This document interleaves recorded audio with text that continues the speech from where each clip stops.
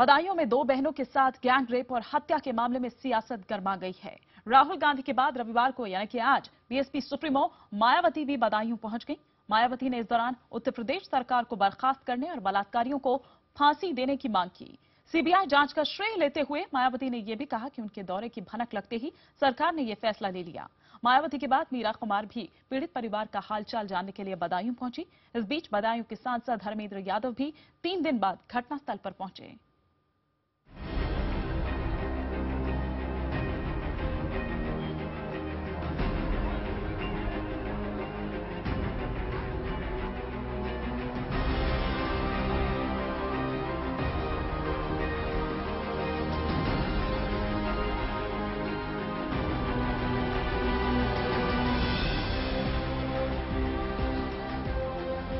बदायूं में हुई गैंगरेप और हत्या की शर्मनाक घटना अब सियासी मुद्दा बन गई है।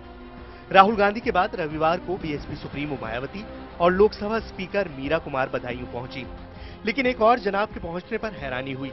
हैरानी उनके पहुंचने पर नहीं बल्कि घटना के 3 दिन बाद पहुंचने पर हुई।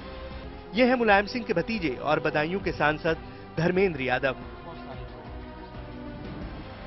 पीड़ित परिवार को सांत्वना देने पहुंची मायावती ने उन्हें 5-5 लाख रुपए की मदद दी। इस दौरान मायावती ने यूपी सरकार पर जमकर हमला बोला।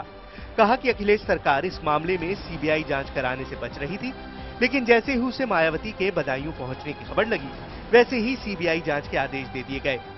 मायावती ने अखिलेश सरकार को बर्खास्त कर राज्य में राष्ट्रपति शासन लगाने की भी मांग की।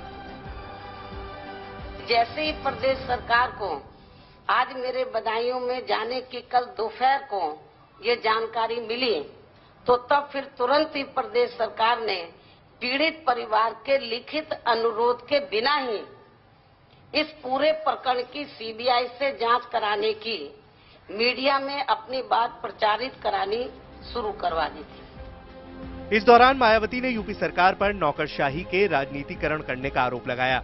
मायावती ने कहा कि जावेद उस्मानी को चुनाव में मिली हार के बाद मुख्य सचिव के पद से हटा दिया गया, जबकि वो अच्छे अफसर हैं। मायावती ने घटनास्थल का भी दौरा किया। चेतावनी दी कि अगर पीड़ित परिवार को परेशान किया गया तो वो उसी पेड़ के नीचे धरने पर बैठ जाएंगी जहां बच्चियों की लाश लटकाई गई थी। किसी गांव में आकर बैठ जाऊंगी और मैं तब तक यहाँ से धरना प्रदर्शन पे मैं बैठ जाऊंगी और तब तक मैं यहाँ से नहीं उठूंगी जब तक मैं दोषी लोगों को फिर सजा नहीं दिलवा देती हूँ।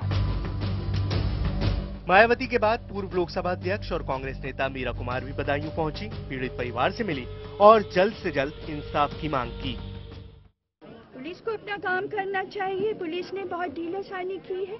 क्यों की है? सबके लिए शर्मनाक घटना है। सबको सिर झुका लेना चाहिए, पूरे हिंदुस्तान के लोगों को। इस बीच बदायूं के सांसद धर्मेंद्र यादव भी शर्मनाक घटना के 3 दिन बाद घटनास्थल पर पहुंचे। हम समाजवादी पार्टी के लोग जिम्मेदारी से काम करने वाले लोग हैं। हम यहाँ के केवल कोई जो बहुत सारे लोग राजनीति करने आए थे, हम राजनीति करने नहीं आए। मरहम की सियासत जारी है। जाहिर है इस शर्मनाक और अफसोसजनक घटना को लेकर कोई भी दल खुद को पीछे नहीं रखना चाहता। ये सही है कि घटना को लेकर हर कोई राज्य सरकार पर हमले कर रहा है, लेकिन इसके पीछे सबकी कोशिश पीड़ित परिवार को इंसाफ दिलाने के साथ साथ सियासी फायदा लेने की भी है। ये वही मायावती है जो मुजफ्फरनगर के दंगा पीड़ितों का हाल जानने भी नहीं पहुंची थी, ये कहकर कि वो दुखद घटनाओं पर सियासत नहीं करना चाहती।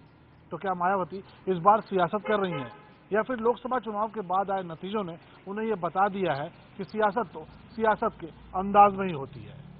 शलभ मणि त्रिपाठी, लखनऊ, IBN 7।